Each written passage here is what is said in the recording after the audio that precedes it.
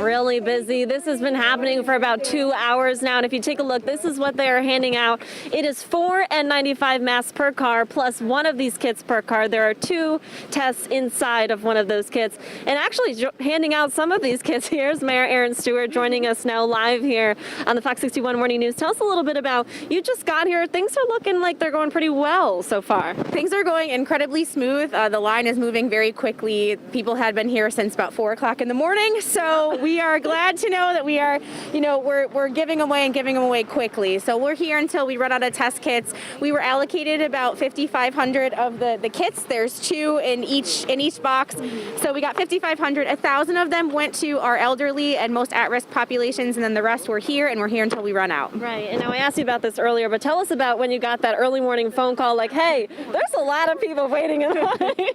Almost like immediate panic, because I wanted to make sure that we were organized. I think everybody is so sick and tired of waiting in lines and waiting for testing and waiting. Thank you. Stay safe.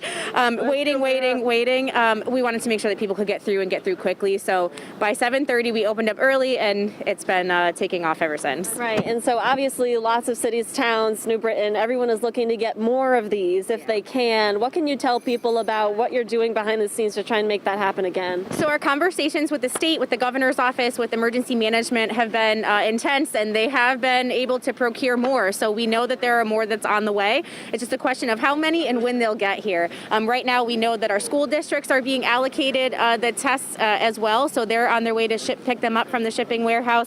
So it's just a question of how quickly can we get them in people's hands. From my perspective, though, I think PCR testing is the best. We want to open up additional PCR testing sites. Right. And last question, do we happen to know how many we've handed out so far? I'm going to go with about, all right, let's see. With the amount that we have left, I'm going to say about 2,300 so far. That's a good guess from what I've been seeing as well. Thank you so much for joining us here on the Fox 61 Morning News. Plus, it is still going on, guys. I want to give you a look at this line here, going through very smoothly since it opened at 7:30 this morning. So if you want to get here now, you should have an easy experience. For now, we are live in New Britain. Julia LeBlanc, Fox 61 News.